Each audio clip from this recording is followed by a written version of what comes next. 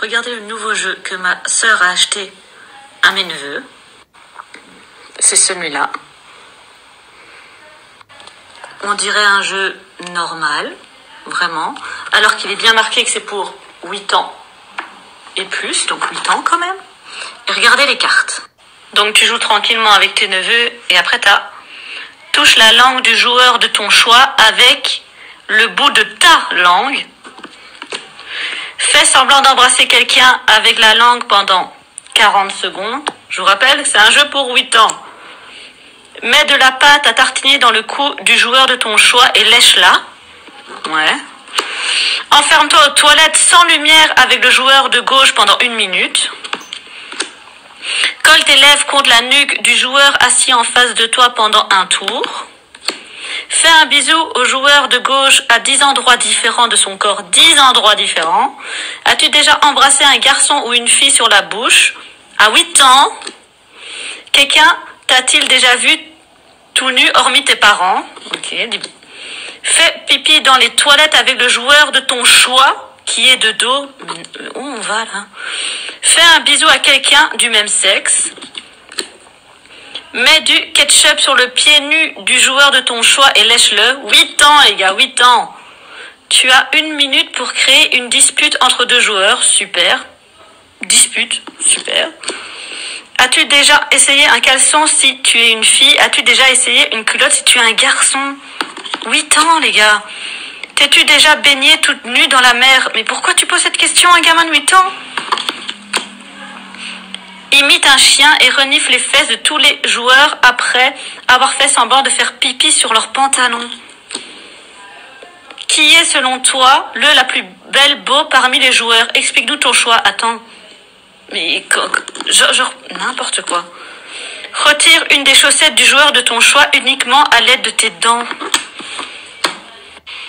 Je sais pas si c'est moi qui suis trop vite choquée, mais ce jeu est problématique. Vous en pensez quoi, vous? Mes bien-aimés, on vous avait déjà dit que plusieurs personnes fuiront en Afrique.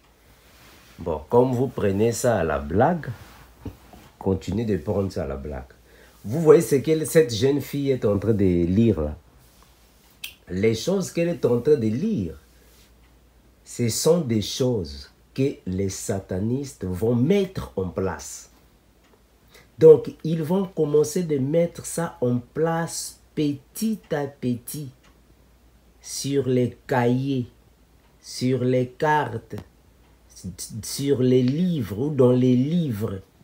Ils vont commencer à introduire ça sournoisement, petit à petit dans la conscience de la génération sodomique.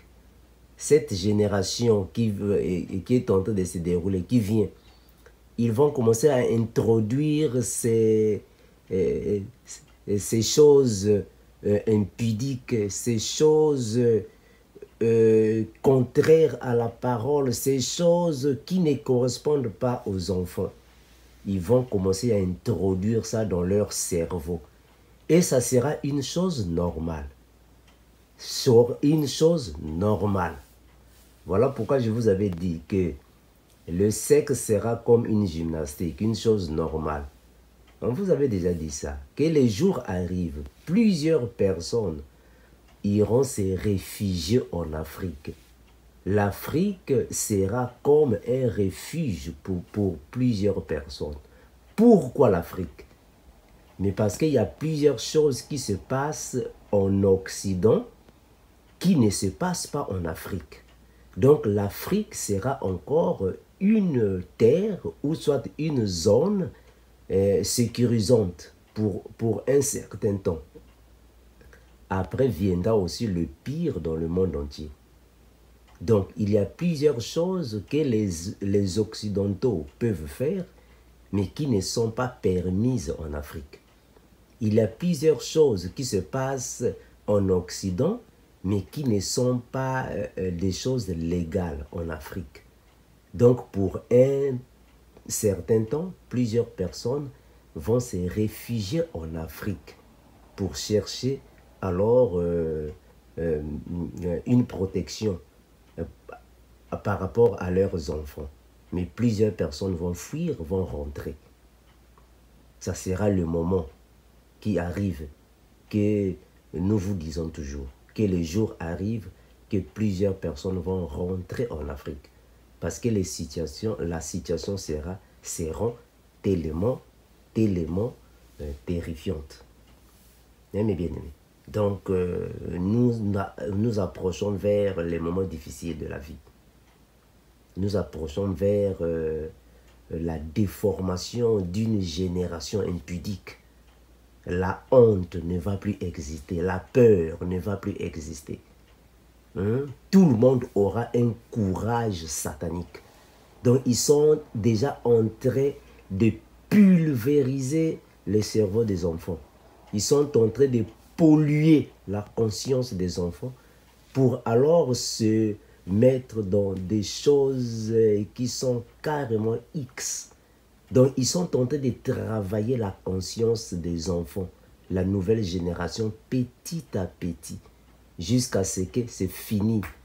C'est tout le monde maintenant qui sera comme des personnes qui n'ont pas des cerveaux, des écervelés. Ils sont en train de former une génération des animosités. Une génération des animosités, des impudiques. Des personnes qui vont aimer plus le plaisir que Dieu.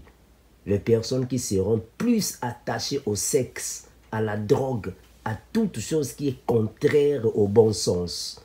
C'est ce qu'ils sont en train de faire. Et plusieurs personnes vont fuir en Afrique.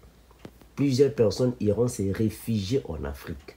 Les moments difficiles arrivent, mes bien-aimés. Le diable va prendre possession. Il va alors envoyer l'homme du péché qui va sortir et va alors faire de cette génération plus que même Sodome et Gomorrhe. Je vous avais déjà dit ça une fois, que les relations sexuelles seront comme la gymnastique, même dans les rues. Les voisins entre eux, les voisines entre elles, dans les supermarchés. Ça sera carrément la pornographie à l'air libre, à la belle étoile. C'est alors que plusieurs personnes vont se dire, ah non, ici on ne veut plus vivre ici, c'est fini. Et quand les gens vont fuir en Afrique, l'Afrique sera en sécurité juste pour un certain temps. Mais après, l'Afrique aussi va devenir comme Sodome et Gomorrhe. Donc il n'y aura plus un endroit où fuir ici sur la terre. Parce que toute la terre sera comme Sodome et Gomorrhe. Pendant ce temps-là, nous sommes au paradis, nous sommes partis. Nous sommes déjà partis au paradis. Pendant que plusieurs personnes qui sont ici en train de souffrir. Nous là-bas, nous sommes déjà avec le frère Paul, là-bas au ciel, avec le frère Pierre, le frère Étienne, le frère Jean-Baptiste, le frère Moïse, le frère Josué, le frère Élie. Nous sommes déjà là-bas au paradis en train d'adorer le Seigneur dans la gloire. Nous sommes là-bas au paradis. Nous sommes en train de mener une vie de gloire avec Jésus-Christ. Et vous qui n'aimez pas Jésus, vous allez rester ici sur la terre. Le diable va vous torturer. Puisque vous n'avez pas accepté la parole de Dieu que nous vous avons prêché. Le diable va vous massacrer. Il va vous tourmenter. Le diable viendra vous égorger, comme on a dit dans la Bible. Égorger et détruire. Le diable vous fera des choses abominables. Et pendant ce temps, nous sommes là-bas au paradis. On va seulement écouter si les gens ont commencé de fuir. Moi, je vous avais déjà dit, plusieurs personnes iront faire du manioc en Afrique. Je vous avais déjà dit ça. Vous prenez ça de la blague. Plusieurs personnes iront faire du manioc en Afrique. Plusieurs personnes iront en Afrique pour travailler dans le jardinage. Vous serez des pêcheurs, des cordonniers en Afrique. Vous irez cultiver les tubercules. Plusieurs personnes. Dernièrement, je vous avais déjà dit ça. Vous prenez ça de la blague, de la comédie. Vous allez voir ça. On vous presse la parole, on vous a dit, acceptez Jésus, vous ne voulez pas, oh non, le paradis n'existe pas, oh non, Jésus n'est pas Dieu, ça va, vous allez sentir ça. Quand nous allons monter, c'est alors que vous allez voir comment est-ce que les voisins vont commencer à venir dans vos maisons. Le voisin est en train d'abuser ta fille, mais tu ne peux pas parler. Le temps arrive. Donc, ils sont déjà en train de pulvériser ça dans le cerveau des enfants. Ils sont déjà en train de rendre les enfants comme des animaux. Les enfants seront comme des animaux. Des pensées carrément sataniques. Et c'est alors que vous allez commencer à voir que dans une même maison, le grand frère est tenté de coucher avec ses petites sœurs. Et c'est normal. Tout le monde est normal. Normal. Tout le monde est normal. Pendant que maman est tentée de faire la cuisine, les enfants sont au salon en train de se masturber. Tout c'est normal. Vous allez voir ça. Et mes frères, on vous avait déjà dit ça, non? Ça va. Nous sommes déjà prêts pour monter au paradis. Hein? Comme le frère Paul avait dit. Hein? Le frère Paul a dit dans la Bible que la mort m'est un gain. Donc nous qui sommes déjà prêts, la mort est un gain pour nous. Donc on attend seulement que le Seigneur vienne nous prendre, puis nous sommes partis. Bon, maintenant toi qui n'aimes pas Jésus, qui continue toujours de vivre dans le péché, dans la masturbation, la prostitution, la pédophilie, moi je ne sais pas, la sorcellerie là, plusieurs choses, là, vous avez plusieurs péchés en vous. Ça va, continuer dans le péché, c'est bon. Il faut continuer. Il faut continuer. Vous allez voir ça. Puisque vous ne croyez pas ce que nous disons.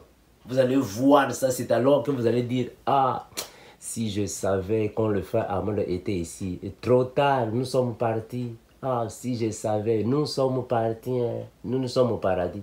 Vous ici sur la terre, vous allez commencer à fuir pendant ce temps-là, même pour monter dans l'avion. Ça sera des problèmes, hein? Même pour monter dans l'avion, des problèmes. Beaucoup de gens vont commencer à voyager à pied. Vous allez quitter Paris jusqu'à moi, je ne sais pas où, à pied. Vous allez souffrir, hein? Vous allez passer des moments difficiles. Vous allez commencer à voyager à pied. Parce que vous allez passer des moments difficiles. Continuez, mes frères. Ça va? Que le Seigneur vous protège. Hein? Nous sommes prêts pour monter au paradis. Bon, vous, puisque vous n'aimez pas l'enlèvement de l'église, ça va? Restez ici. Restez ici, vous allez subir.